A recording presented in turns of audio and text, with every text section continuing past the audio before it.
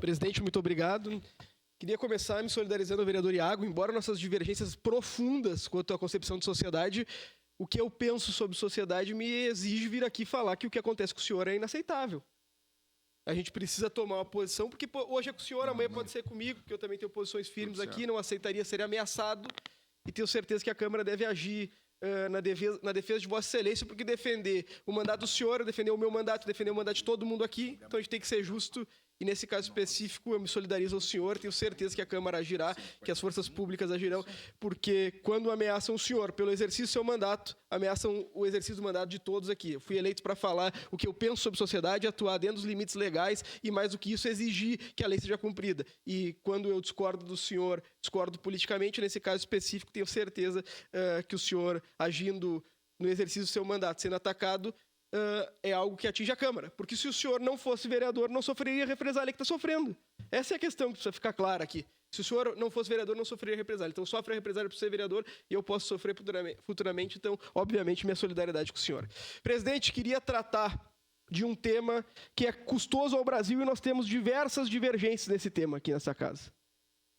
Que é o tema do tarifaço imposto pelo governo Donald Trump.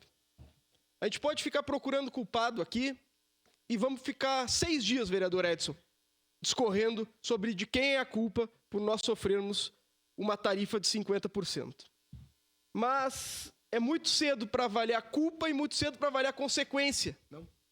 Porque a consequência de um tarifaço contra o Brasil é desemprego na indústria nacional. É acabar com uma empresa do tamanho da Embraer.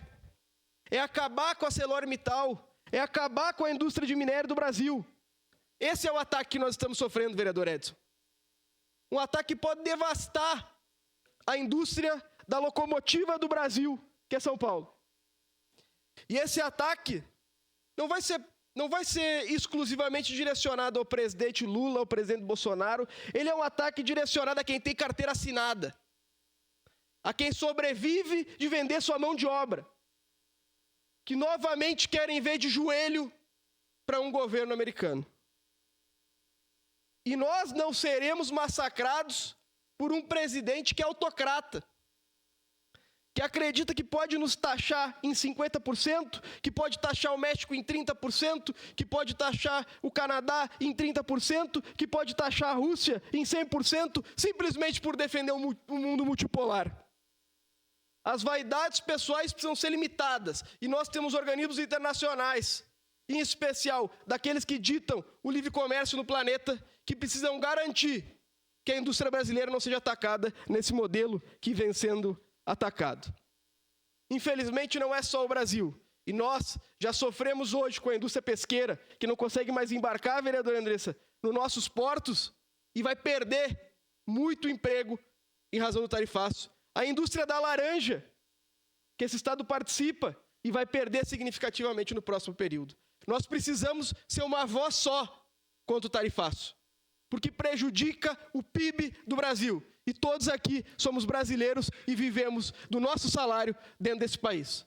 O que vai acontecer com o dólar e com a indústria nacional a partir do mês de agosto, se a gente não evitar esse tarifaço, é algo inaceitável. Então, força ao vice-presidente Alckmin, que ficou responsável por promover essa negociação, e mais do que isso, força a todos que estão nessa luta juntos. Eu discordo de 90% das posições da bancada ruralista do Brasil. Agora, tem uma posição conjunta conosco nesse momento. Nós precisamos derrubar o tarifaço para garantir que o Brasil siga em desenvolvimento e siga avançando para garantir maiores salários para as pessoas. Nós somos um só país nessa pauta. E essa pauta é pela derrubada do tarifaço e retomada do comércio internacional. Os Estados Unidos e o Brasil têm relações diplomáticas há anos. São países amigos e nós não aceitaremos que nos vejam novamente de joelhos, presidente. Obrigado.